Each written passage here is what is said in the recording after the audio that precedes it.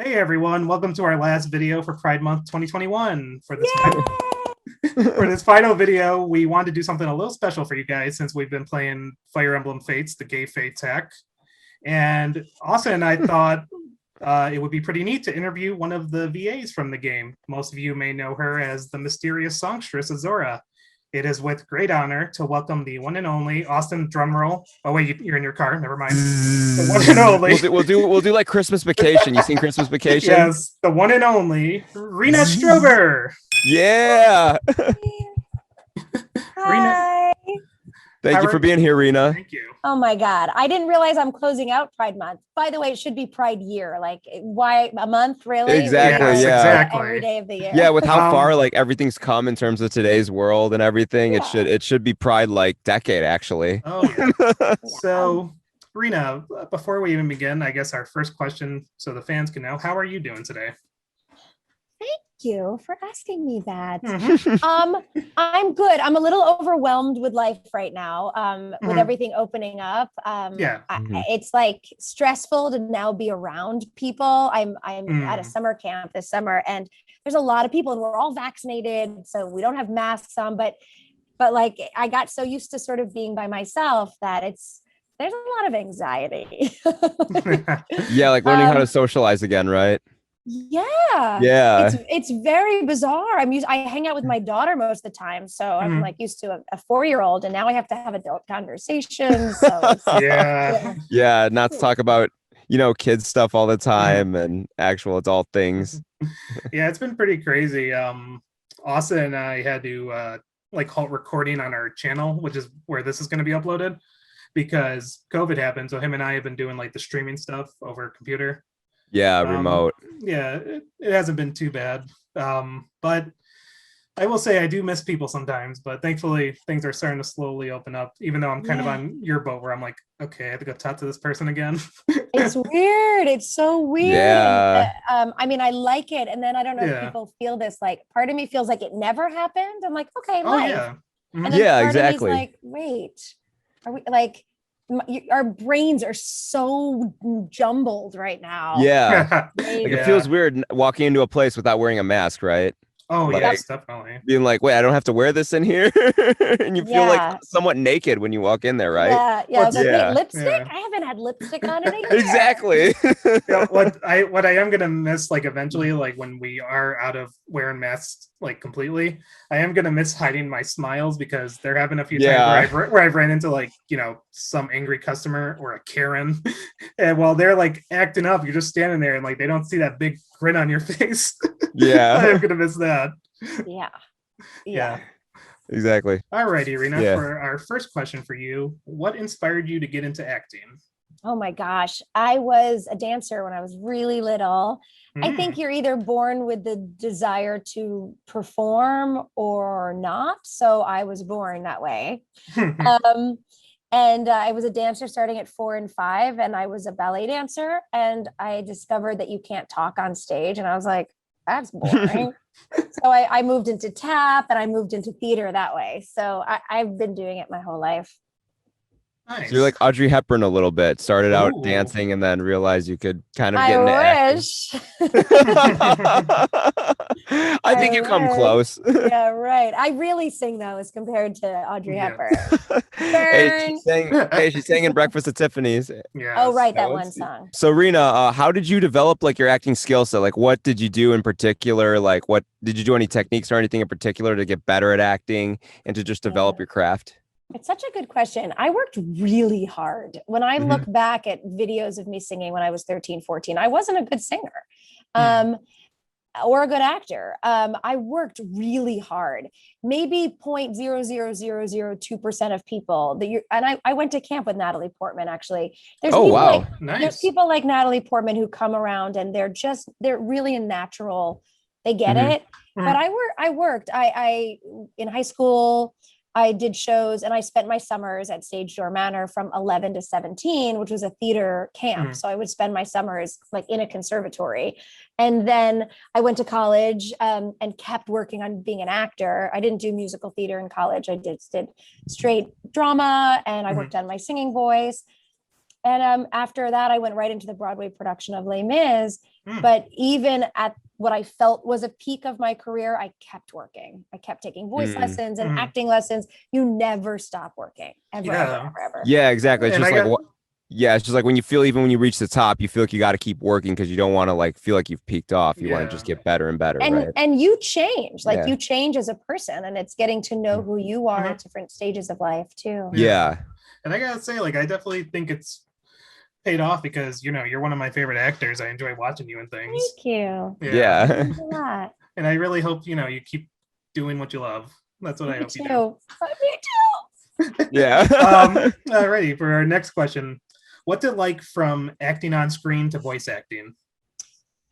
I used to think there was a difference, like being a voice actor versus a TV actor versus a theater actor. And I've come to realize it's all acting. It's all storytelling. When I started doing video games in 2002, that was when I did my first one, Delta Force, years ago. Yes. And I thought that it was a different skill set. And it wasn't until I was working on Republic, which is this incredible game that's now on VR. It's on what's it called? The Oculus Rift? The Oculus, yeah. Yes. Nice. I was in the session with Chris Zimmerman, who's a big gaming director, and she directed me in Republic. And I had this scene where I was at a grave site for a friend, and I had this whole monologue that was very sad. And I just went in and I was like, okay, this is how I sound sad. This is how I sound stuffed up. And I looked at it very technically. And Chris kept saying, I don't believe you. I don't believe you. And she knows me personally. So she started to bring up real stuff in my life while I was in the studio, and I wasn't expecting it. And I got very emotional. And then we got what we wanted because I was really connected, which is how I approach stage and TV. I go in that direction. Yeah, like method acting, right? Yeah. I like to find a part of my life that's similar.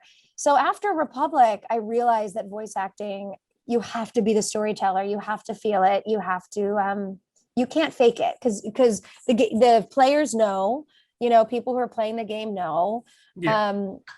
Yeah. So I try to respect it as much as I can by throwing every ounce of me into it.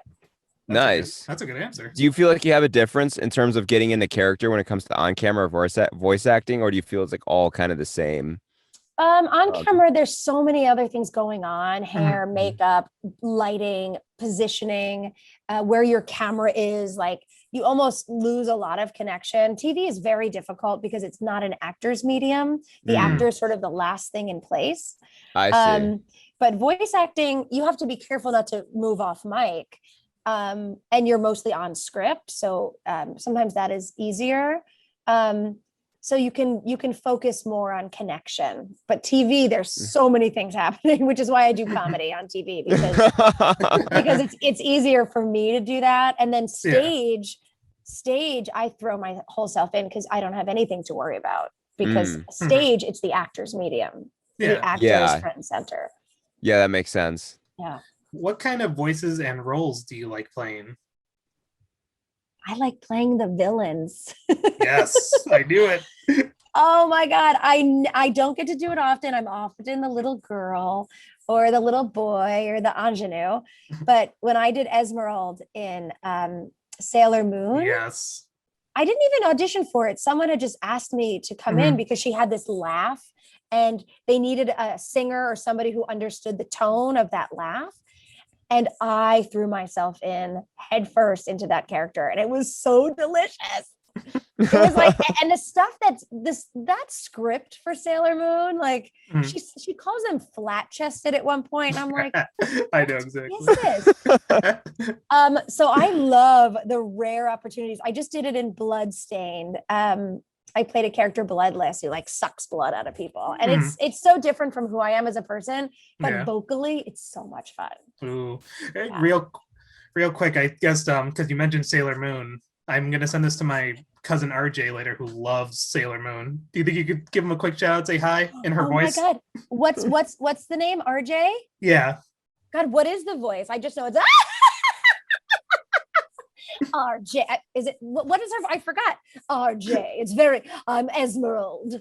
RJ. I'm going to call you from my bathtub. Like Esmeralda was always in a bathtub of some like that was shaped like a martini glass.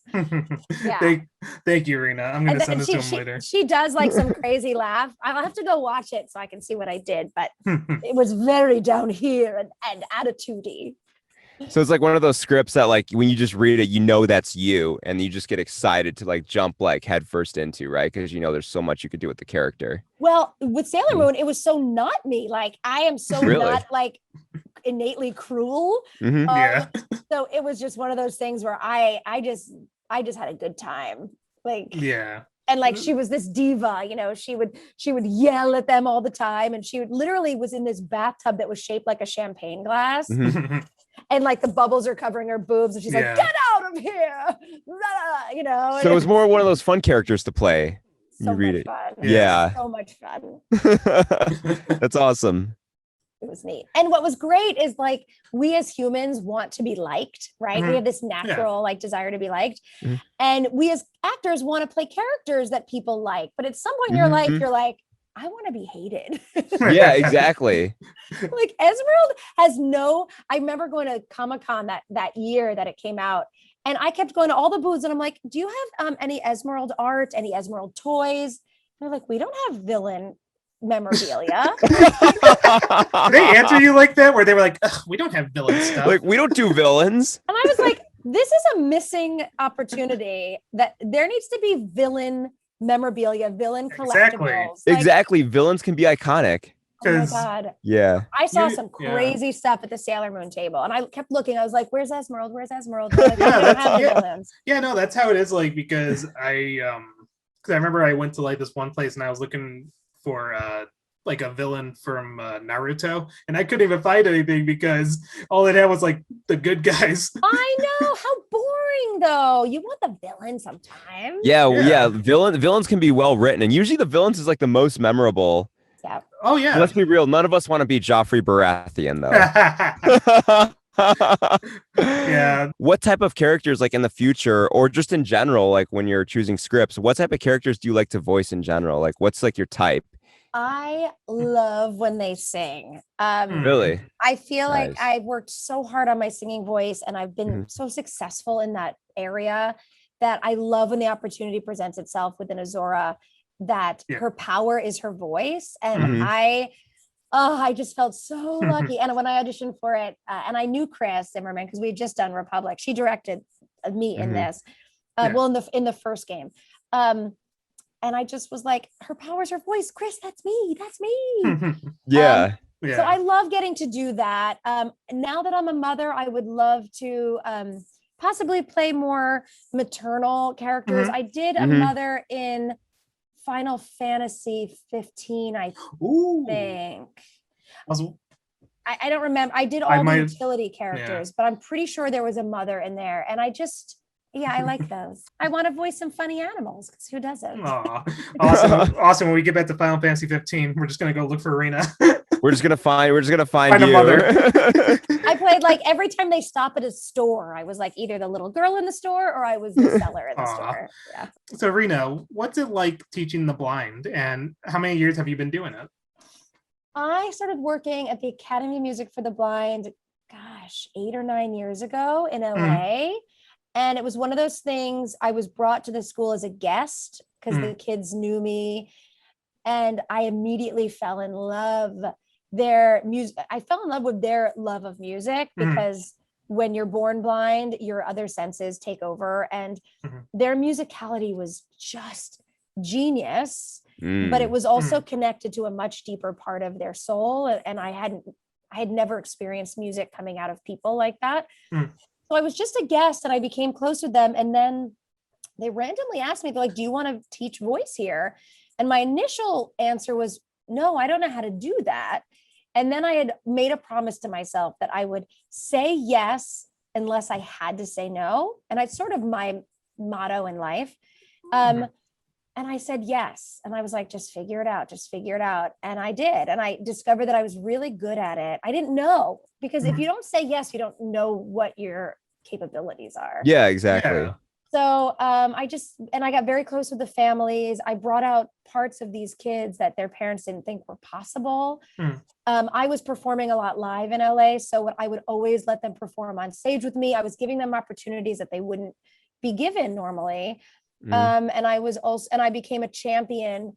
I became just like very passionate about championing people, hiring and giving opportunities and not being afraid to bring someone on who was blind. Because a lot of times people are like, well, I don't know how to have someone blind in this show or on stage. I'm like, okay, well then ask, and then we'll explain it to you. And then they just sort of changed my life. It sort of put things into perspective, ironically.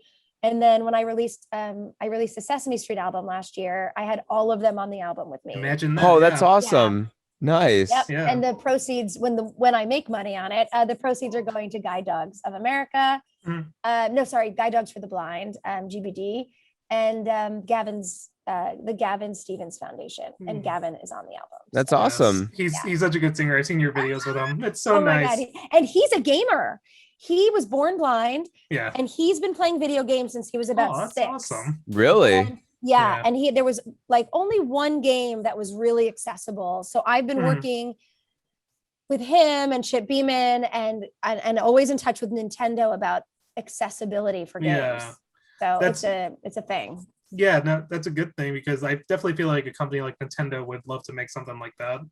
Yeah, my friend Dorothy, who was also born blind, she's 17 now, 16 or 17. She's obsessed with Fire Emblem. And she's always messaging me like, I got Azura and this and that. And she's never, she doesn't see it. She just listens to it. And actually, I would love to challenge everybody out there to try to play with your eyes closed and turn on accessibility and just see what it's like. I mean, you can do anything with your eyes closed, but try gaming and see what that experience is like. For sure. New challenge for us then. Yeah, do it. We'll have playing to do games with our eyes closed. Rena, you know what? The next time Asa and I meet up for our recording, we will record a game doing that, and then we'll send it to you and be like, this is for Rena Strober. Yes, tweet it to me, but make sure it's accessible. So, because I don't want you to, I want you to have the experience that visually impaired person would have. Oh yeah, for sure. Thank you. For sure. Awesome. What are some of your favorite like Broadway productions, both ones that you've been in and ones that even you haven't been in, just in general? Like, what are some of your favorite plays or musicals? Well, my favorite, I saw the video in 1987, even though I'm only 30 years old, was the I thought you were 20. Thank you. I drink too much to be 20. Was the original Into the Woods, the original production. Into the Woods, nice. There's a video on PBS. I'm not talking about the movie, people. I'm talking about the original, Bernadette Peters. The original, yeah. The original. And then I did it. I played the witch. I played the Bernadette Peters role 3 summers ago at the Charlottesville Opera. It's a good video. Oh my God, it was a dream come true. Being in Les Mis was a dream for me because it was a show that I saw on a school trip in 8th grade. And I sat in the back row, the very last row, thinking, I'll never be on that stage, but boy, do I want to be on that stage. Like I planted that dream, but I never thought it was possible. And then fast forward, I was 25 and the 8th grade from my school district was in the audience and I was on the stage. No way. That's awesome. Yeah. That is crazy. And I met them afterwards and it was just. What was that experience just like in general to like, just know that you were that person now that they're watching you when you were sitting in that same seat? It was just like, do it. Like, it's possible. Look, it is possible. It was very weird because I actually didn't know that they were going to be there. And I walked out of the stage door and there was a bunch of young people waiting for me. And they were like, we're from Goshen. And I was like, I'm almost glad I didn't know because I would have been so distracted on stage. You're like, are they looking at me? What do they think? It was really beautiful though. It was like a real full circle moment. Yeah. That's awesome. So bringing it back to Azura, what were some of your favorite things about voicing her? Finding her voice. That's always like the first half hour of any session of a new game is you and the director find the voice and trying to capture this girl who was sweet and kind, but wise. And we knew down the line she was going to be stronger than she was starting. So you don't want to be too weak at the beginning. Yeah. And then she was complicated. There was a lot. So finding the voice, and then that first session was the recording of the song. Yeah. And I don't really talk about it much because I'm never sure how much I'm supposed to say, but because it was a Japanese song. I mean, it was recorded in Japanese, and so we were given the English version, but the phrasing didn't really match up to the music, because a lot of the time the people who are translating it aren't necessarily musicians. So there was a lot of working, and I loved being part of finding what that phrasing was, and just really being in from the ground up. And being the first English voice to sing it. And I didn't realize at the time just how important she was, and what that song would become, and the anthem that it would become. I just was, trying to make the phrasing work. It's such a great song, and every time when I play Fates, I love listening to it. It's like I can't skip the song. It's so nice, especially when it plays during the game's credits, or when Azura is doing a scene on stage, and it's even the final boss music, which is nice too. Yeah, so it's I really love it. And then going back, when I went back a year later for Heroes, singing it again, her finding that voice, what does she know now, and who is she now, and she hums it a lot, and what does that mean, so again, I'm a musician, so I like going in musically like that. So it was just it was exciting. That's great. And I'm just gonna say this real quick, just because I'm a fan of Rena and Azura. I love the version in the game more than that fan-made one. Sorry, not sorry. Thank you.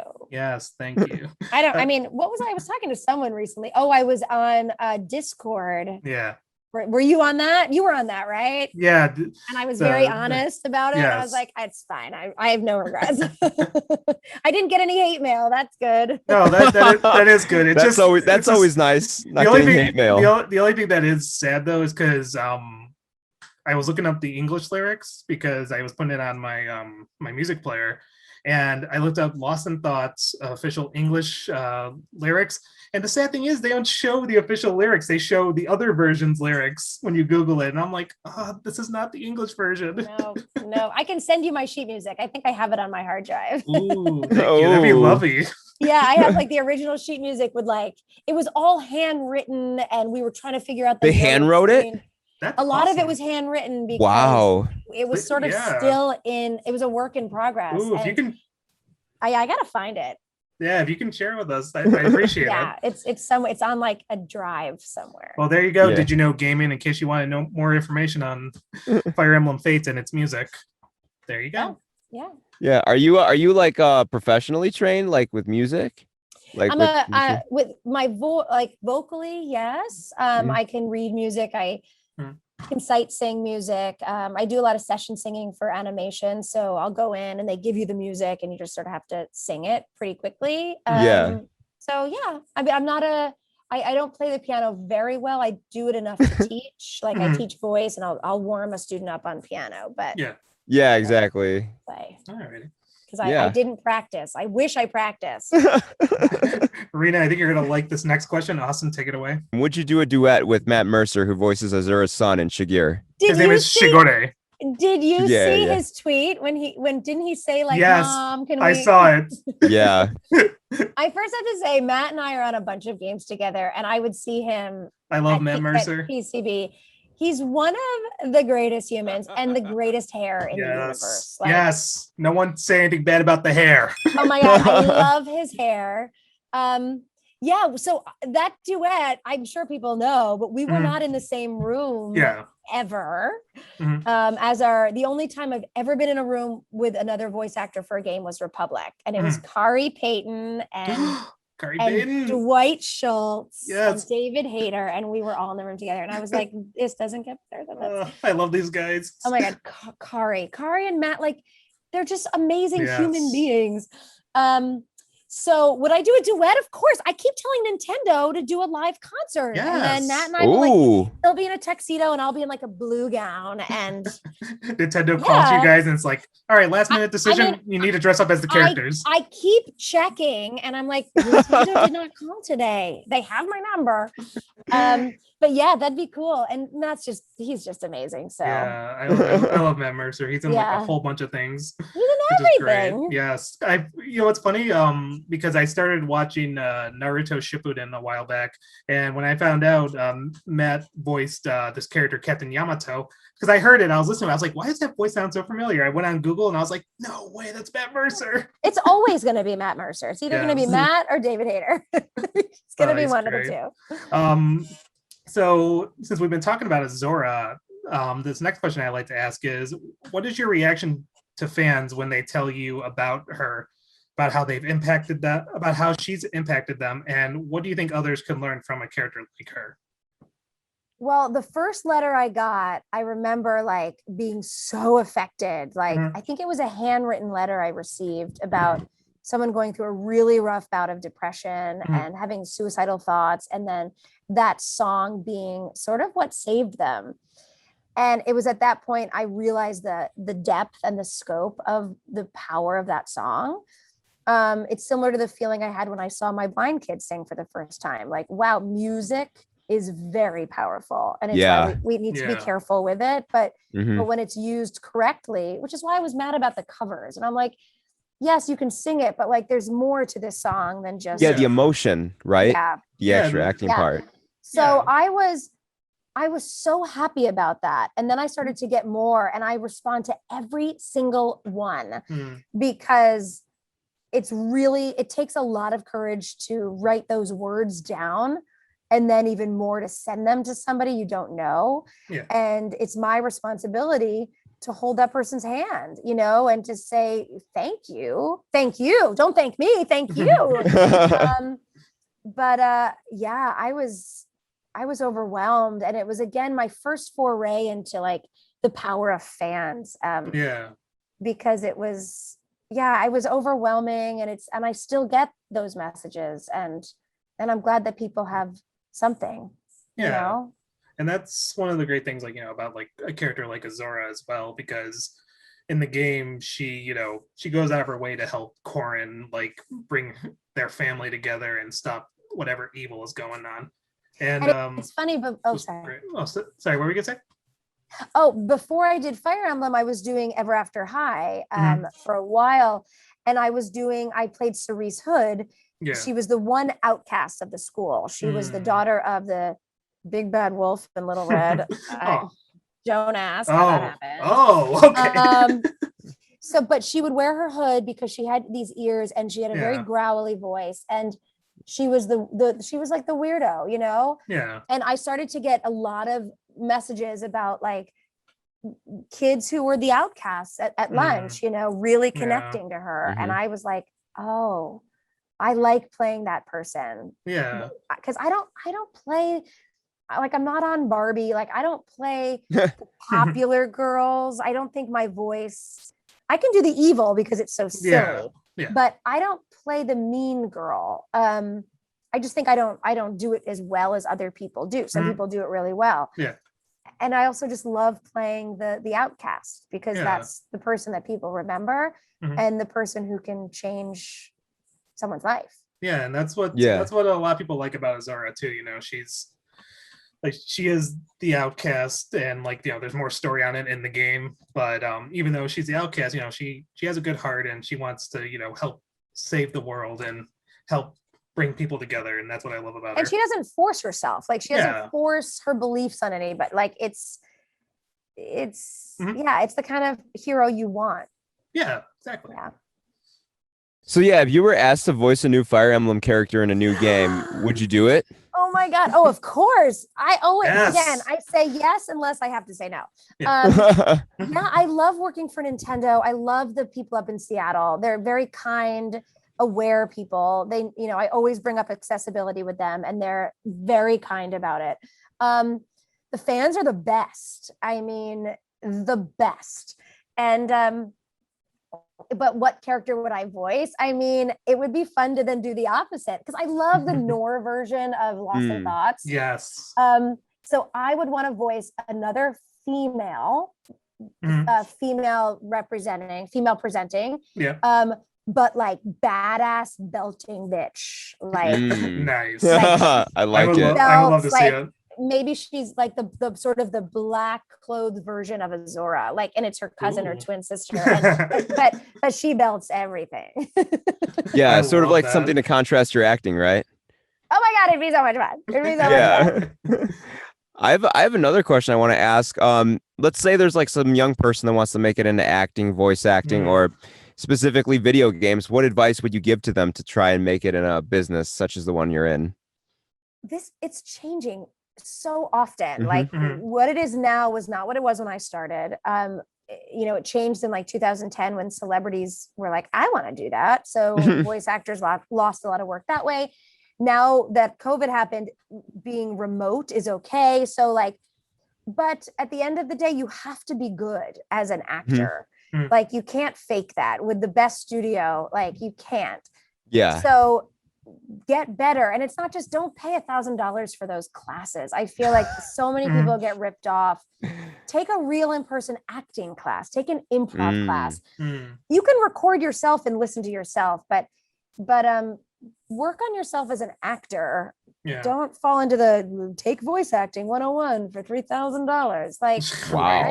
Yeah. I want to be that voice teacher. They're everywhere. They're everywhere. And maybe, I'm sure some are good, but if you're just starting out, audition for the locals play, do some radio. If you're into voice acting specifically, do some radio dramas, but become a storyteller and a good actor.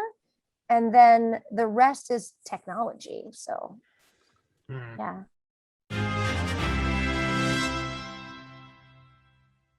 This one comes from Dancer Lady Aqua. Hi, Dancer Lady Aqua. First of all, thank you, Rena, for giving life to one of my favorite characters in the whole franchise. Her lines in Fates and in Heroes are always so well done, and I was very happy to cosplay her a couple of times. Girl, send me pictures. Yes, here is her picture. Oh, you're showing me a picture? Oh my God, the cosplayers are amazing. Yes. I'll never have a flat stomach, so Mama's never doing that. But I made a baby, so... let me see, the cosplayers are unbelievable. Alrighty, let me pull up her picture right now. Especially the ones that have like big muscles and Here stuff. Here she is. Oh my God! Yeah. Look at that! I love it. Yeah. And I love that you have glasses on because I really do. You look fantastic. I love that. Yeah, she's such an awesome person. She's in another fandom I'm in. Which is cool. Very nice. That's great. Alrighty, and here is her question. My question is, was it difficult to do both a speaking and singing voice for her? She knows that the Japanese version gave Azura separate actresses, while in our version, we only got you, which is great. But she wants to know, was it difficult to do both a speaking and singing voice for Azura? It's a great question, but it was not difficult. It was so much easier for me to go because, again, like we've spoken about tonight or today, I don't know when you're listening to this. Yeah. This evening. No, finding her speaking voice helped me find her singing voice and vice versa. So it was much more satisfying. I would be so upset if they hired someone else because I'm not Audrey Hepburn. You're Audrey Hepburn. You're Audrey Hepburn to us.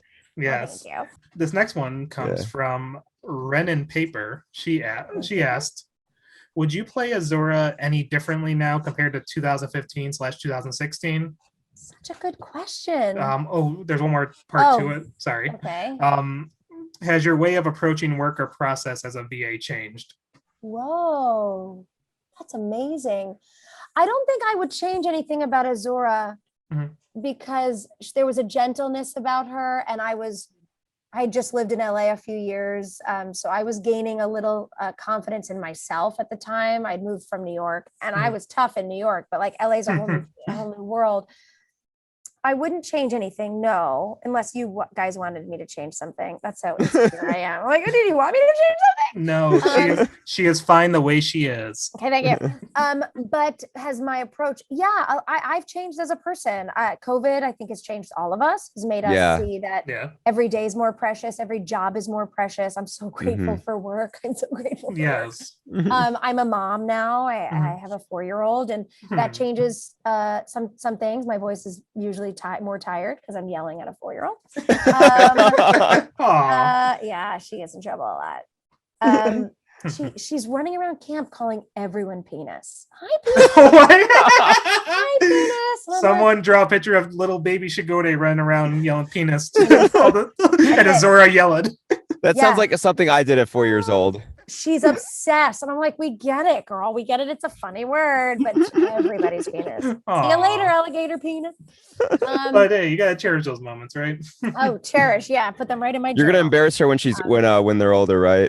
Oh yeah. Absolutely. I like that you said there. So, but I think your voice also shifts. Like it shifts like every 10 years, your voice changes. And but I think I'm more grateful now just for everything. Because I think we all are. That's good answer. Her second question is, this is a Pride one.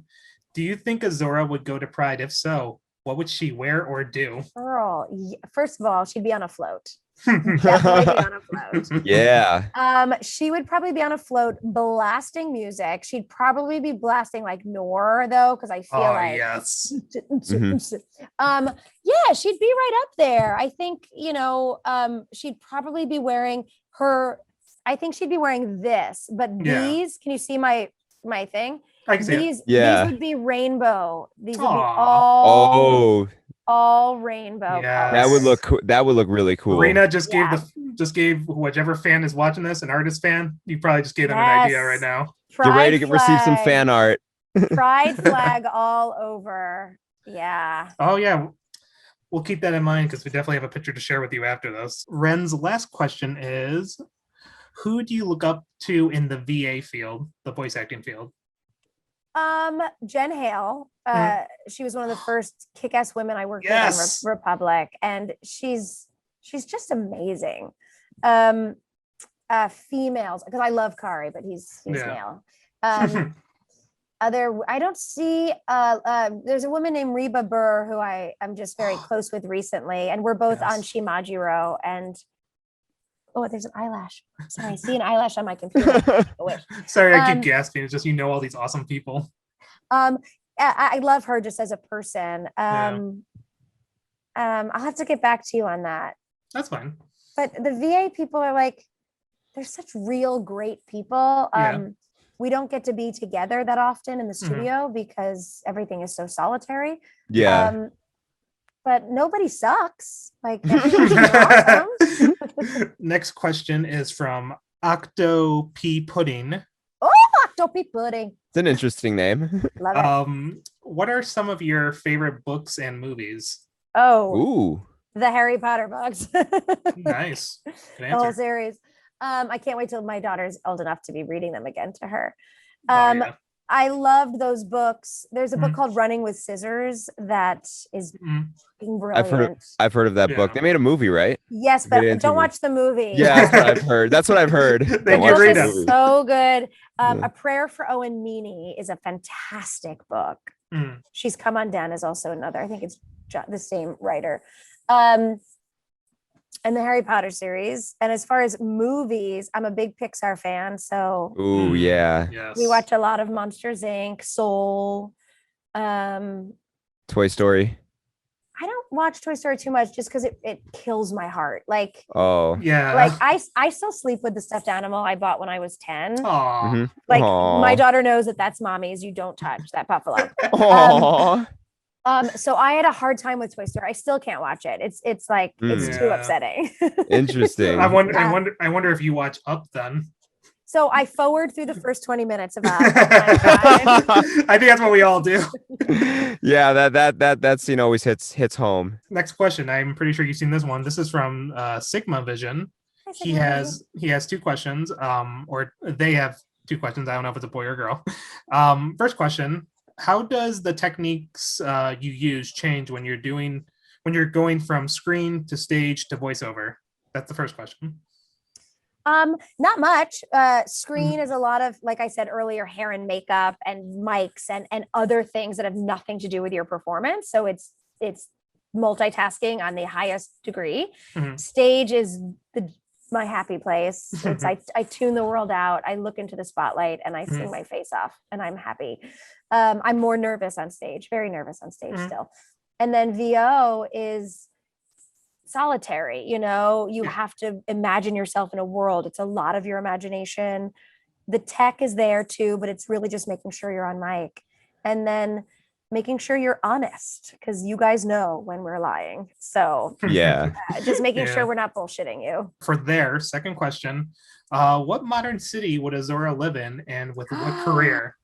Ooh. Oh, that's a good question. So what is coming to mind is she would be a fashion designer in New York City. Ooh. And she would live in Soho in one of those artist lofts. And she would go down to the fabric district and I think she'd be in Soho or Chelsea because, she'd be in Chelsea. I really see her in New York. I'm a New Yorker, so that's where my heart is. But I could also see her in Portland, maybe, or Seattle. Seattle, it rains a lot, and I think it would make her sad. Or London. Maybe she'd go to London. Ooh. Nice. But she definitely has something to do with fashion, just because she's she just moves, and I feel like she understands movement and the story of clothing. Well, hopefully in good weather, she has pants on because it's cold. Yes. Yeah, hopefully she has nice weather too and doesn't have to deal with the Midwest winters, because I don't know if you've ever had to deal with the Midwest winter. Yes, but I have to say, how cute would she look in a white fur? Ooh, yes. Winter that's coat. true too. Good point. She would rock the white, also the winter whites. Make sure she puts boots on too, because I feel bad for her. Oh yes, no, she would be in the white furry faux fur Uggs. Aw. Oh, that I could see. Yeah. Our next question comes from Starclung Kinney. Okay, hi Starclung Kinney. Which version of Lost in Thoughts was your favorite? Nor, Hoshido, or Fool Song? I think we know the answer though. Yeah, Nor. And I know people prefer Hoshido, but I love Nor. Sing with me a song of conquest and fate. I'm again New Yorker, and when that guy takes his crap on the toilet during the song, there's something in me, and she's just so hot when she's singing that way. Yes, I just love it. What's funny is because when I've seen you in interviews talking about that, I guess I don't think anyone's given you context about why that character's like that, why he looks like he's shitting his brains out. Just to give it real quick, because I know we're on this thing. It's because the character King Garen, that's who he is. The reason why he's acting like that is because that's not the real King Garen. The real King Garen died, so his body is used by this weird creature. And when Azura sings her song, that's to get the creature out of the guy's body. Oh, I know he's not really taking a shit. That he's just suffering and but come on. It looks like he's constipated. Let's be honest. He's totally taking a shit during that scene. And I'm like, I mean, she's like a laxative. She's like, let me help you. Oh, see, Azura can also sell laxatives. Look at that. Excellent. Alrighty. Our next question comes from Fernando Flo, 132. Ooh. Speaking of X-Lax flowing. Alrighty. This is his first. Now, this is another comment to you. Okay, first of all, a greeting to Rena Strober. I thank you very much for giving a voice to one of my favorite characters from Fire Emblem Fates. I have a lot of affection for Azura, and thanks to her, I like the game. Yeah. And he asks, this is another LGBT one. How would Azura and her GF/wife spend time together?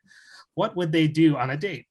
Oh, they would go sailing. Oh, ooh! They would totally rent a sailboat with one captain, so it felt private. It would be a female captain who was also a chef, and they would just have this meal made as the boat sailed, and it would just be delicious and private. Yeah, and they would just fall asleep on the deck. Wow, can I third wheel this date? This sounds amazing. Also want to go on vacation. Yeah. Our next question comes from Vreem Deer. Hi, Vreem Deer. Their first comment is, "Thank you for giving Azura such a beautiful voice." Oh, thanks. And their question is, "I would love to know which voice actor did you enjoy working with the most while recording for Azura?" So we didn't get to record with other actors in this game. Again, a lot of VO is you go in at your time and you just say your lines. So you don't even sometimes know what the other person is saying. But I did see people in the hallway. No. And I always love seeing Matt Mercer. All right. So we would see each other. And who else did I see? Jeff? Did I see Jeff Chung? I might have seen him. I wasn't sure if we were going and doing the same game because there's lots of things happening at the same time.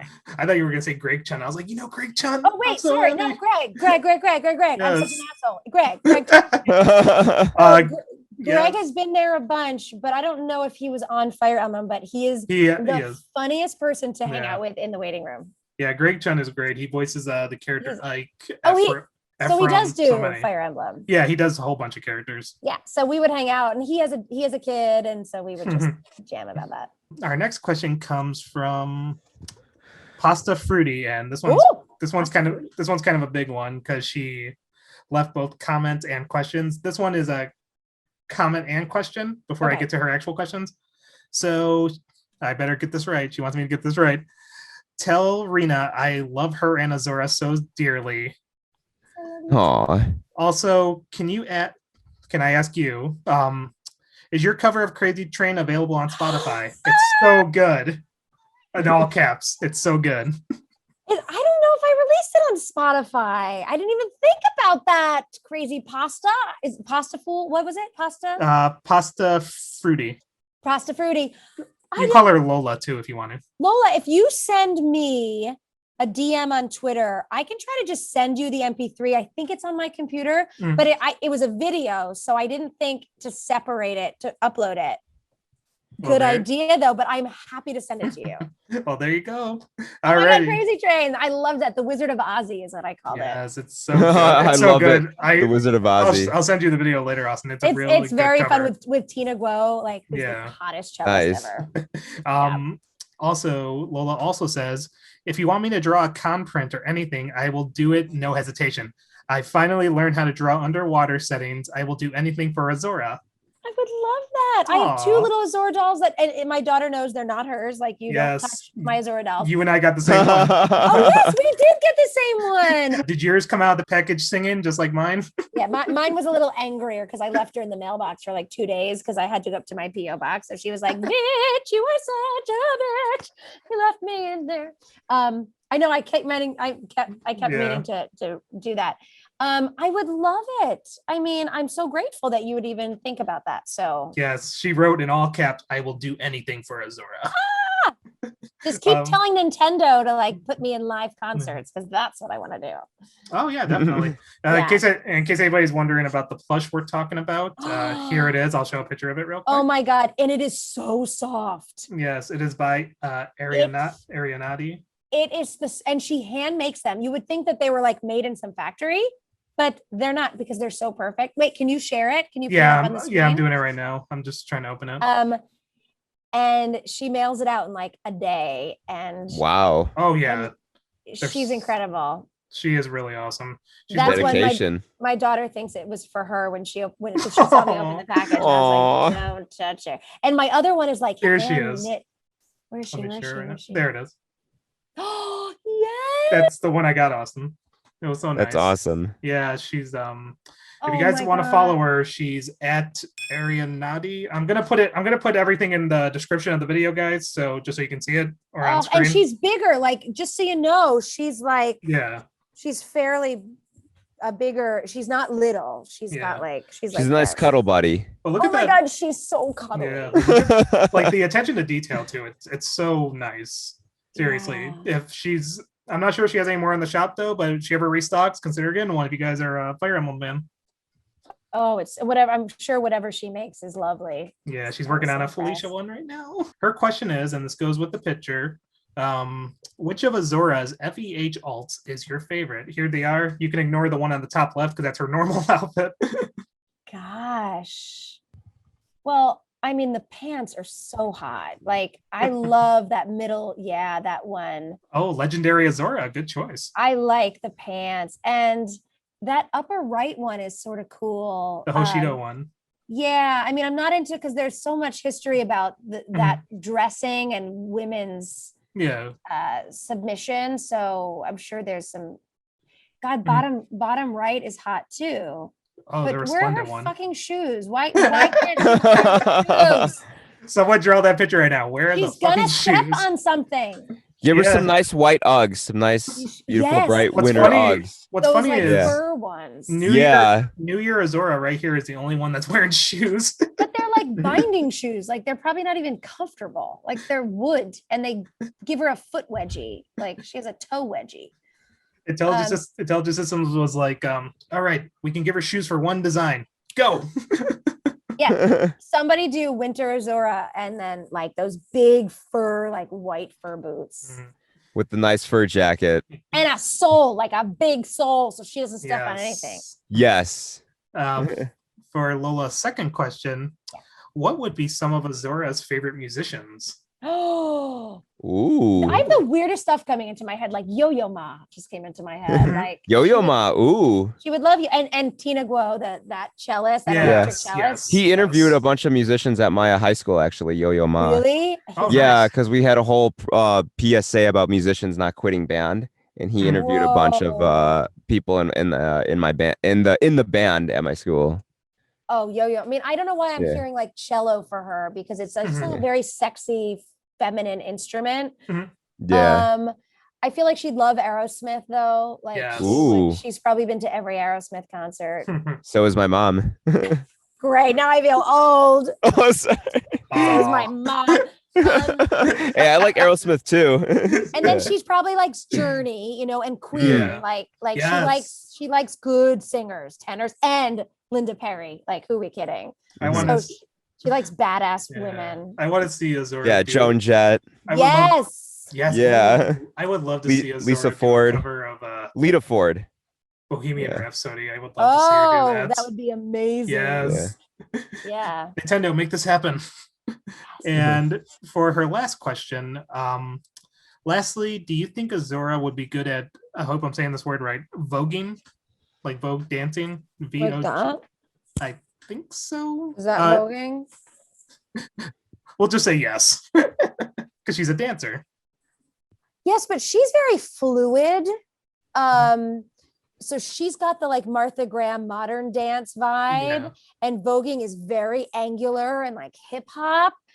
So, and I've never said anything that Azura couldn't do, but I think there's probably better people that might do it. She could learn, but I feel like she would kill it like modern dance as opposed to voguing. If voguing is what I think it is. We'll just look it up later. Okay. They do it on RuPaul's Drag Race when they vogue. Ooh. Yeah. And it's all very like pose. All very that. Our next question comes from Polly Rumina. Hey, Polly Rumina. Greetings, Rena Strober. I would like to say thank you for bringing this beautiful songstress to life with your voice and singing voice. You're welcome. And they have 3 questions. Their first one is, this one's going to be pretty fun. Tell me, would it be amazing if Azura will look great and beautiful as a mermaid because of her looks and voice? Girl, yeah, she's totally a mermaid. Yes, I say yes. Second question. These are all mermaid questions, by the way. Awesome. Number 2, what type of Little Mermaid story variant will Azura end up? The Disney version or the Hans Christian Andersen version? Ooh. I'm going to have to go Hans Christian Andersen on that one. Yes. Aww. Because she's not going to just like give up her voice for a guy. Like I wouldn't let her do that. It'll be like Fire Emblem Fates. The first 2 routes are not good, then third route, guess what? She's her own person. And the last question is, what other fairy tales are best suited for Azura aside from The Little Mermaid? Ooh, Tangled. I mean, come on, look at her hair. Yeah. I could see it. Maybe Princess and the Frog. I love Tiana. because she's very independent and she works really hard. Yeah, such a good movie too. Yeah. So I would go with those two. Or Frozen with the winter outfit. It's true. I've seen it. I don't know why that wasn't the first thing on my brain, because I literally watched Frozen 2 this morning, but I think I'm just blocking it out. It never happened. It doesn't exist. Oh my God. I was enjoying Frozen 2 until it got to the ending where I was sad. I was like, no, Elsa and Anna are supposed to be together because they're sisters after being separated. Cry every time. I'm like, Izzy, put it away. Mommy can't handle this. Well, if they make Frozen 3, hopefully they bring Elsa back home. I think they will. Next question comes from Aunt Daughter 777. Or not 777, Quadruple 7. Quadruple 7. I've been playing too much The World Ends With You. I'm sorry. If Azura got to be in the world of Fire Emblem Three Houses, would she marry Lady Rhea, Female Byleth, or Dorothea? And here are the pictures of the three women. Ooh, I see them. Wow. I think she's going to marry Dorothea. Yes! Woo! Yeah. Sorry to anybody listening with headphones. Yeah. I love Dorothea. She's such a great character. And she's a songstress too. She's so hot and awesome. And she reminds me of Emma Milstein, who I voiced for another game. So yeah. I mean, the other ones are great too, but they're not Dorothea. What's funny is Female Byleth is meant to represent the player. And I know most people put Byleth with Edelgard, but I'm a shipper of Byleth and Dorothea. So I always have them marry each other. I love that. Thank you. Oh, thanks, Rita. This next one comes from my good friend Autumn Sakura. Amazing artist. What kind of activities would Azura, her wife, and little Shigure, Azura's son, do together? Like family dinners or music and dance lessons? I love cute stuff with kids. Oh my God. Well, they have a membership to the zoo. And they definitely have a membership to the botanical gardens. So the family does go to the botanical gardens a lot, and they have their spot in the rose garden where they always sit under this one little gazebo, and they have like a picnic lunch, and they know the names of every flower.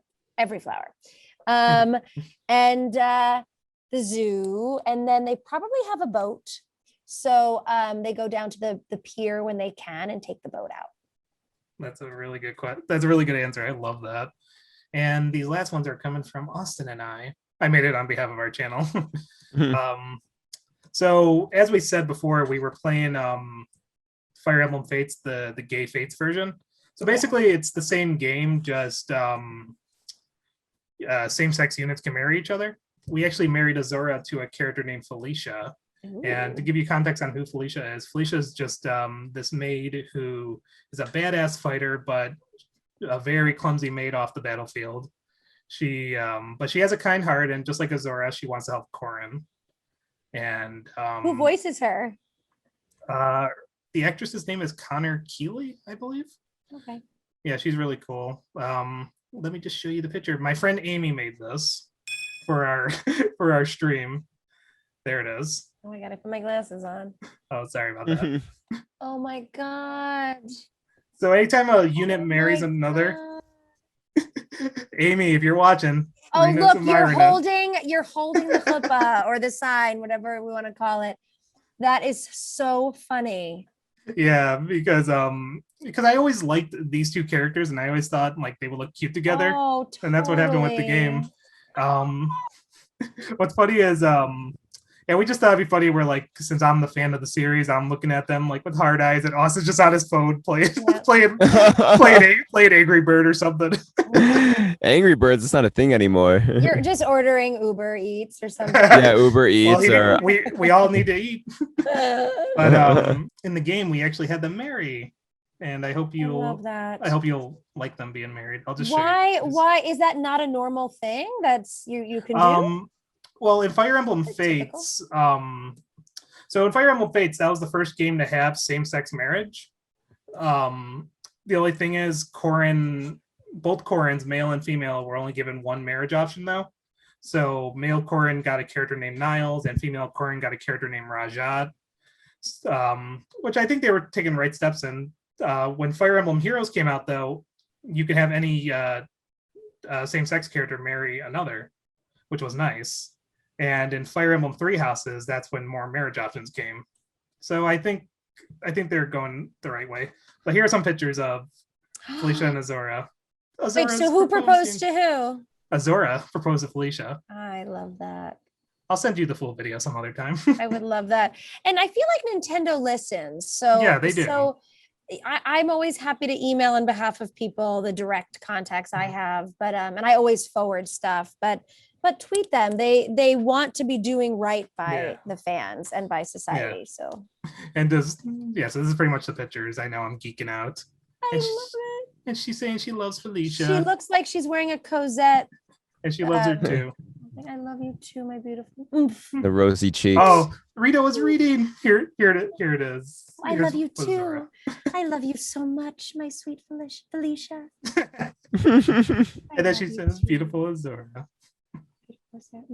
And the means they're just kissing. Oh, that laugh. Oh. And then they attain support and guests. And now to my question. Everyone's like, "Come on, get with the question." Alrighty, so the first question is, what song would Azura sing at her and Felicia's wedding? Oh, there's a song called My Cup Runneth Over. It's an old song. Sometimes in the evening when shadows are deep, I lie here beside you, just watching you sleep. And sometimes I whisper what I'm thinking of. My cup runneth over with love. Aww. Something like that. I feel like that's lovely. Something simple but meaningful. Rita's making my night because I love that pairing. And the last question is, if given the opportunity, would Azura do a cover of a song called Felicia, or would she make her own version to sing? I think she would write her own. I think the love has gone so deep. She might get help from somebody. I think she's not above saying like, will you work with me on finding a melody and stuff? But I think she would want it to come from herself. Yeah. Thank you, Rena. And that's all the questions. My last thing I need to say is my friend Emily at Emma Doodlebug just wants to let you know she loves the Nor version of Blossom Thoughts. Yeah!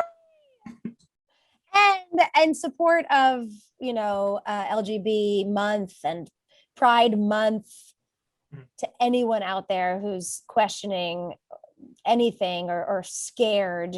There are people here everywhere that will be ready to catch you with open arms. They may not be your family, and if they're not, they're other people, they're other families. And they don't accept you, you don't want them. No, and I support and love whatever your decision is, whoever you want to love. And I'm working with 3 trans artists this summer who are just transitioning right now, and it's beautiful to watch them find themselves. It doesn't seem easy, but it's just fucking amazing. And I love that the world is becoming a safer, more understanding place. And just know people are gonna mess up. They're gonna say the wrong thing. We're gonna say the wrong pronouns. But you'll find your people. Yeah, and thank you. That's a very good thing to say, with the end of this too.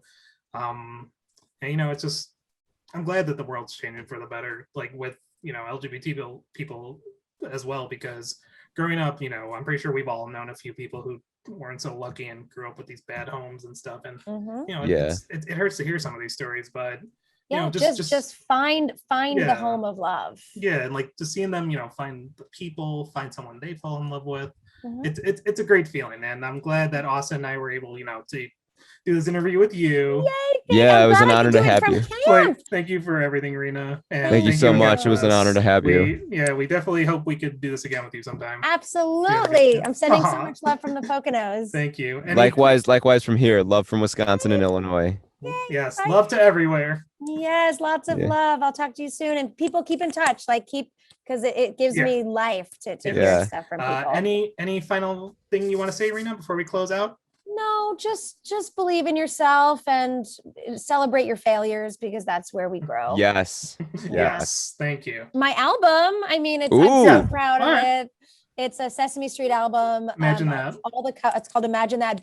Go on Bandcamp, renastrober.bandcamp.com, because let me write that down real quick. if you purchase it for $9.99, those proceeds go to Guide Dogs for the blind. Let me just Guide Dogs of America. I keep messing it up.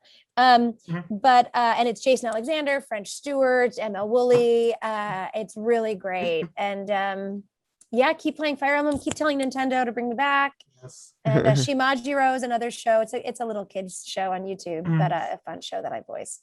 Yeah. Nice. Also, everyone, if you're on Twitter, follow Rena Strober at Rena Strober. Please do. And, buy her new album. Yes. Yeah. Support the cause and the proceeds where the proceeds go to. Support Rena.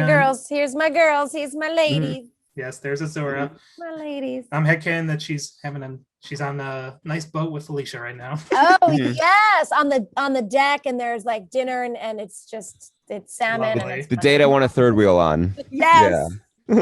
All right, I gotta get to dinner. You guys are so amazing. Thank you. You're amazing too. Thank you so Rena. much. Thank you so much, Rena. It was an honor to have you. You too. Bye. Bye. Bye. Take it easy. Bye.